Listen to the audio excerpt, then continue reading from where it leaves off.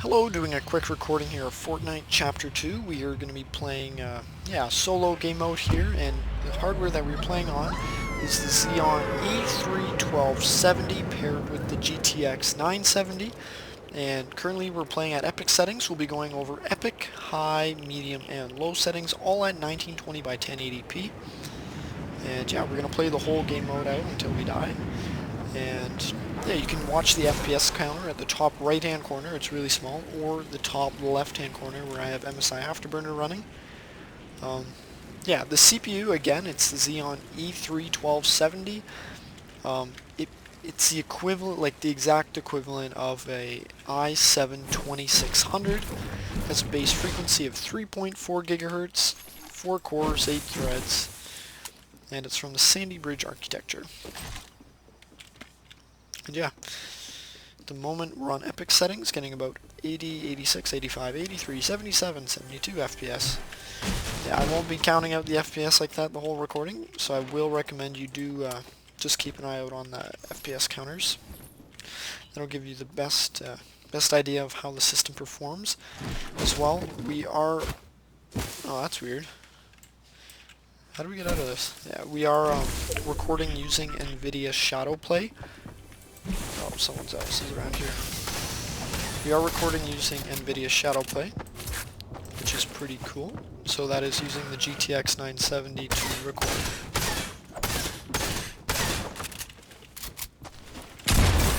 And there we go. That was scary. It's only scary because I'm mad. Alright, so we're going to keep running around. Let's run outside this barn area. See what kind of frame rate we'll get. Run in the field here. Someone else was crop dusting. Looks like. Was that a pistol?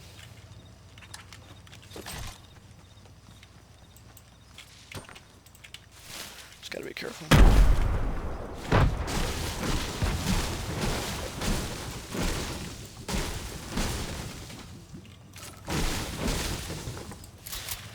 Watch out for other players, but yeah. With the NVIDIA graphics card being a GTX 970, it performs really well. Like, I think Fortnite is NVIDIA optimized. I may be mistaken, but just from experience, I find that NVIDIA cards run a lot better. The AMD cards run really well as well, but like a GTX 970 compared to an RX 570, the 970 seems to get an extra 10 FPS on these epic settings. So what I will do is quickly go in the bushes here, and we will switch our settings to high, and then we'll play on high for about 2 minutes, then we'll go to low, to medium, play on that for another 2 minutes, and then we'll finish the game out on low settings. So if you do want to just watch low setting gameplay, you probably should just skip ahead maybe 4 or 5 minutes of the recording. Otherwise, you're welcome to just keep watching, keep an eye on the FPS counter, and if you notice a huge stutter, that's probably because I had a big stutter. And basically my point is that if there's going to be any lag or anything, you're going to see it because, yeah, the recording will cover everything. And so far it's been really smooth. Right, we're inside the circle, which is nice. Let's see if anyone else has been in here. I don't think so. Yeah, high settings I think are nice as well. You get closer to that 100 FPS mark in some cases.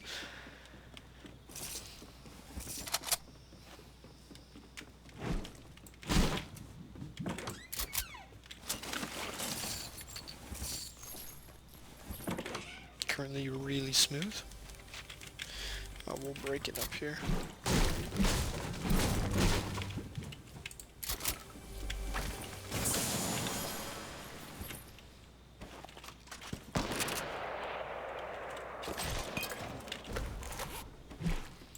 Hear other players in the distance, which is interesting.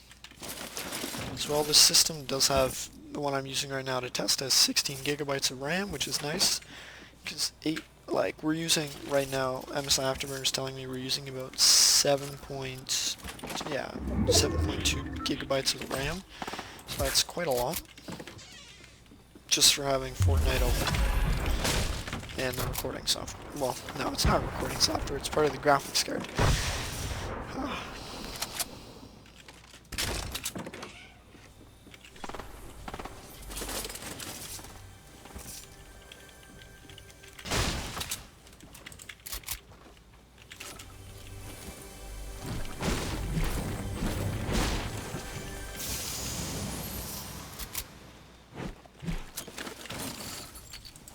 responsive if... Interesting. So I could hear other players.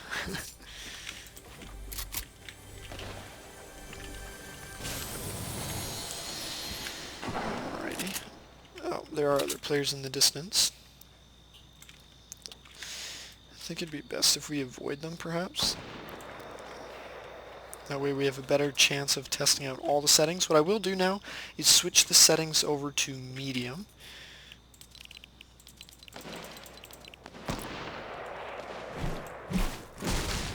And something to keep in mind is that your frame rate will vary based on where you are on the map, how many players are around you, so that's where I'm going to play it out as long as I can live here, because that'll give you an accurate idea of what kind of performance you can expect. But then again, each game is different, so who knows. But I mean, that's why there's the recording, so...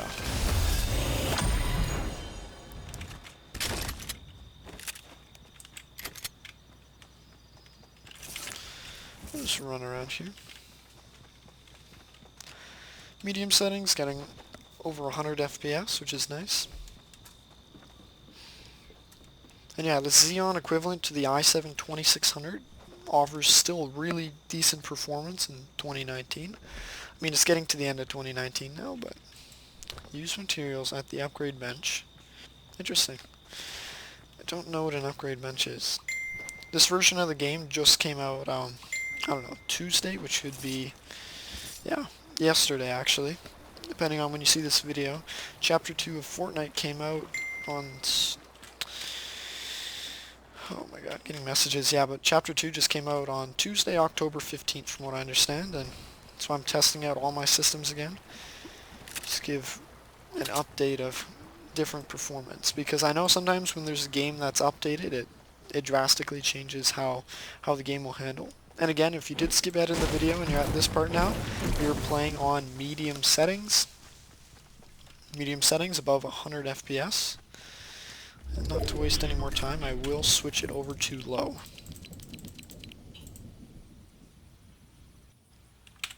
There we go, low settings. And something that you will notice on low settings is like when you're playing a game mode like solo or duo in Fortnite, that you will get higher frame rate than if you play a game mode like, what's it called, Team Rumble, where you have a lot of players concentrated in one area. And the reason being is that that puts a higher stress on the CPU. And, well, because this is not like the highest end newest CPU, it can't necessarily push out like, I don't know, really high frame rate when there's a ton of players around. But that's where if you're just playing game mode like solo and duo, you can easily get above that 100 frames per second. Like, I don't want to make it sound like it's terrible, but you're not going to get 100 FPS. You're probably going to get closer to that 80 mark, 80 to 100 when you're playing in more stressful scenarios, which I think is important to know, because if you are buying a system, it's to know, like, okay, this is like the best case scenario, but what's the worst case scenario in terms of performance, because that's going to be the determining factor, I think, whether you have a good experience or not. Because it's like, yeah, it's great if you have a good experience running around when there are no players, but it's like, what happens if you lag when you're in the middle of a battle or whatever it's called, duel, or you're trying to shoot someone and it starts lagging? Like, that just ruins the whole experience. And that's the nice thing with this system that I'll be showing you, is that, like, it's really nice and smooth for a budget option. And that, yeah, even going with the second generation CPU and being the i7 equivalent, it really does offer relatively good performance. Just running around still. Yeah, you can see on low settings, at the moment we're at 150. I thought I heard a boat. Yeah, they just added boats to this game mode, which is pretty cool.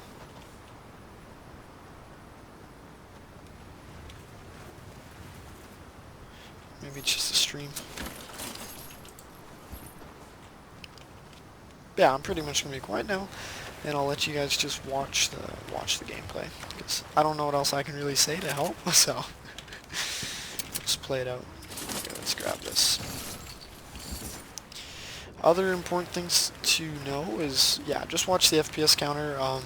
Yeah, the GTX 970 is perfect for 1080p 60 frames per second on, I think now the games are getting more like demanding to play. It's more like high settings matched with medium settings on, like that'll cover mostly every game, but yeah, certain games you'll be able to play at max settings. Like Fortnite, we were able to play max settings at like 60 to 80 FPS. Holy smokes, there's a player there. Holy shoot, there's other players as well.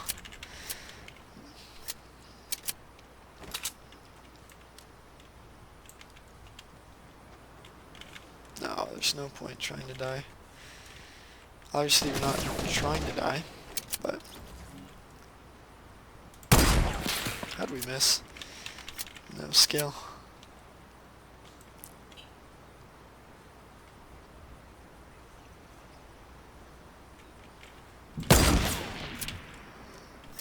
Just gonna have to rush them.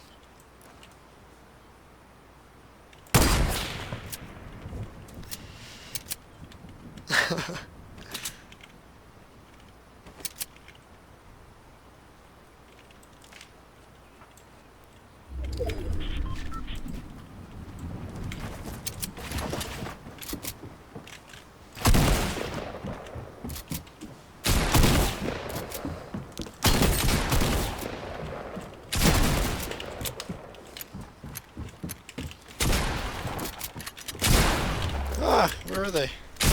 Anyways, that's disappointing, but I'll end the recording there. And again, we went over, let's see, we went over epic, high, medium, and low settings, all at 1920 by 1080p.